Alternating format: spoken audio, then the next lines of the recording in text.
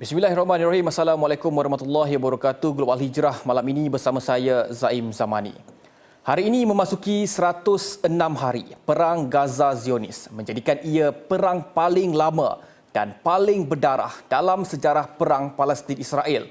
Hatta sehingga saat ini pun belum ada kepastian bila ia akan dinoktahkan. Kematian besar-besaran, kemusnahan, pemindahan, kebuluran, kehilangan orang tersayang dan kesedihan telah memusnahkan hak kemanusiaan, malah menutup kejahatan dan jenayah paling dahsyat Israel. Menurut penduduk, Gaza seakan sudah lenyap. Tiada rumah, hospital, tiada pendidikan, tiada apa-apa. Tentera Benjamin Netanyahu menyerang utara, tengah dan kini cuba menghapuskan rakyat di bahagian selatan pula. Walaupun Israel kini di bawah tekanan antarabangsa atas desakan gecatan senjata, ekoran tahap penderitaan orang awam sudah di peringkat paling teruk. Namun, ia langsung tidak berbekas buat musuh Islam itu. Israel tidak habis-habis melalak bahawa tindakan mereka hanya untuk mempertahankan diri dan diiyakan pula sekutu kuat kepimpinan Joe Biden dan Rishi Sunak menjadikan tindakan jahat Zionis itu seolah-olah dibenarkan. Sedangkan mereka sebenarnya mahu melenyapkan Gaza dari peta dunia. Dengan serangan terbaru di utara Jabalia dan tengah bandar Gaza serta di Han Yunis, dengan kematian yang melebihi 100 orang dalam tempoh 24 jam ini, memberi signal bahawa peperangan ini sebenarnya tidak akan berakhir dan ia bermakna lebih ramai orang awam yang tidak bersalah akan terbunuh. Adakah sehingga ke saat ini pun dunia Arab masih menjadi penonton? Paling kuat pun bersidang dan terus bersidang dan terus bersidang untuk mencari solusi bagi gecatan senjata. Sedangkan hakikatnya, nyawa kanak-kanak tidak berdosa, wanita, orang tua, belia Gaza berada di hujung roket, artileri dan juga bom Zionis.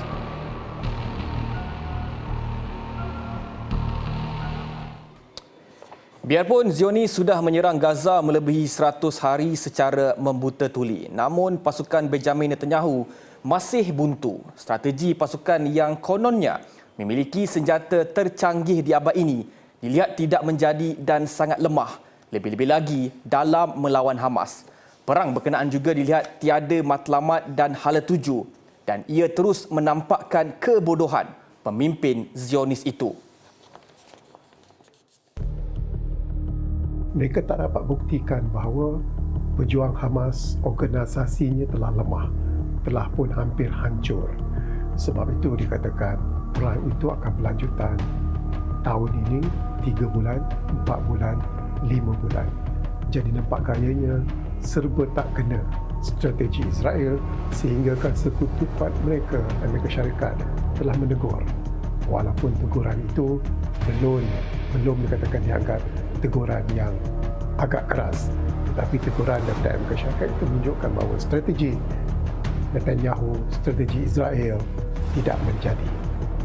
Azmi yang juga Fellow Akademi Penyelidikan Strategik Nusantara berkata sebelum ini, si pemutar belit alam Netanyahu berkata hanya memfokuskan utara Gaza bagi menghapuskan Hamas sehingga mendakwa kononnya telah membunuh 8,000 pejuang Islam berkenaan. Namun kini, tentera musuh Islam itu mula mahu mengosongkan selatan Gaza pula. Perkara itu jelas menunjukkan menamatkan perang tiada dalam kamus Netanyahu, tetapi memanjangkan konflik hanya untuk mengelak rasa kebertanggungjawabnya.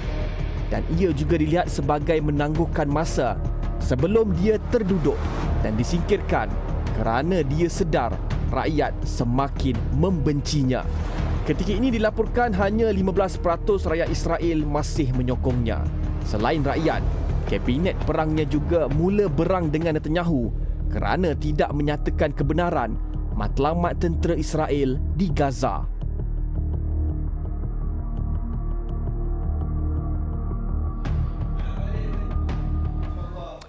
Sementara itu, rakyat Israel sendiri semakin muak dengan kabinet Benjamin Netanyahu. Mereka menyifatkan Israel kini ditadbir penjenayah yang terang-terangan tiada sifat kemanusiaan.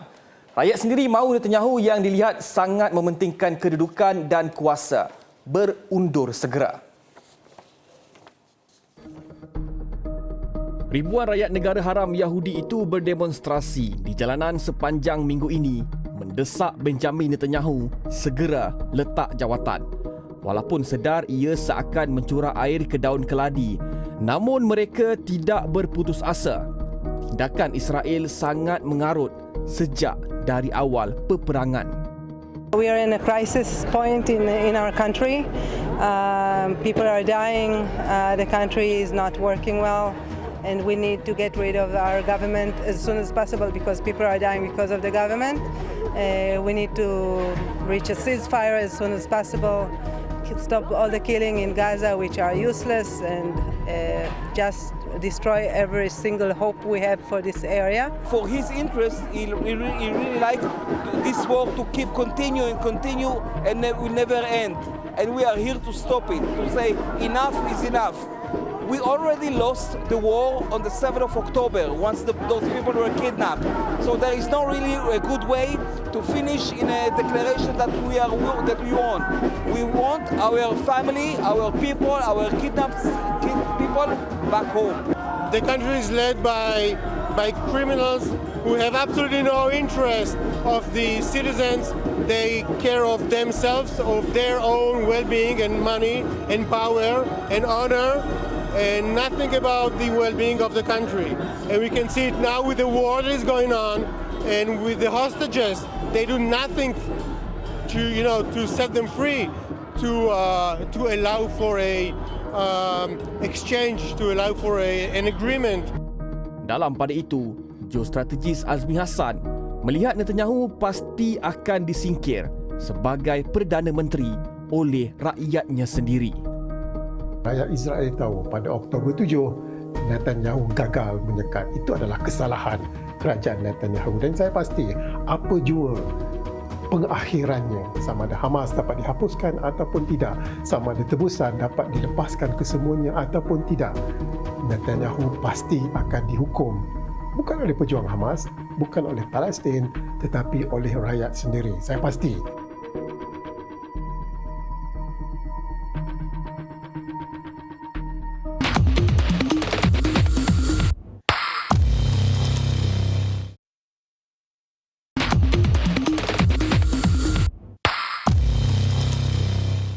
Alhamdulillah bertemu kembali. Perang Hamas-Israel kini yang memasuki fasa ketiga telah membunuh sekurang-kurangnya 25,000 rakyat Gaza. Peringkat ketiga ini dijangka akan lebih lama berbanding dua fasa sebelumnya dan mungkin melibatkan serangan yang lebih teruk. Ada yang menjangkakan perang kali ini berlanjutan sehingga 6 bulan. Walaupun sudah dituduh di Mahkamah Keadilan Antarabangsa ICJ dan kes masih berjalan, Israel tetap mahu menambah jumlah kesalahannya terhadap rakyat Gaza. Adakah mereka benar-benar kebal undang-undang antarabangsa? Fasa pertama bermula sejak 7 Oktober iaitu serangan udara dan artileri yang kebanyakannya tertumpu di utara Gaza. Dalam fasa ini, 300,000 tentera simpanan Israel dipanggil untuk berperang. Juga pengusiran 1.2 juta rakyat Gaza dari bahagian utara ke selatan semenanjung turut berlaku dalam fasa ini. Fasa kedua pula bermula sejak 27 Oktober selepas Zionis melancarkan operasi darat di Gaza. Fasa itu membunuh orang awam beramai-ramai dan juga melumpuhkan kemudahan perubatan. Peringkat ini menyaksikan genosid yang dilakukan Israel tidak boleh diterima akal. Kanak-kanak dan wanita paling ramai terkorban. Pembunuhan beramai-ramai itu sehingga memasuki fasa ketiga, iaitu bermula bulan ini. Namun Amerika Syarikat mahu Israel menamatkan pertempurannya di Gaza sekurang-kurangnya penghujung Januari. Adakah teguran keras itu akan diturut Israel? Dalam pada itu, Israel dilapor sedang dalam operasi merampas bandar Rafah yang terletak di bahagian selatan. Ia kerana kawasan itu kini menjadi satu-satunya lintasan terbuka yang membolehkan bantuan masuk. Bagi mereka, seluruh Gaza perlu dilumpuhkan demi memastikan matlamat Kabinet Perang Netanyahu berjaya. Namun bagaimana nasib rakyat wilayah itu yang kini bertahan dalam sengsara? Adakah akan terus bertambah derita? Sampai bila?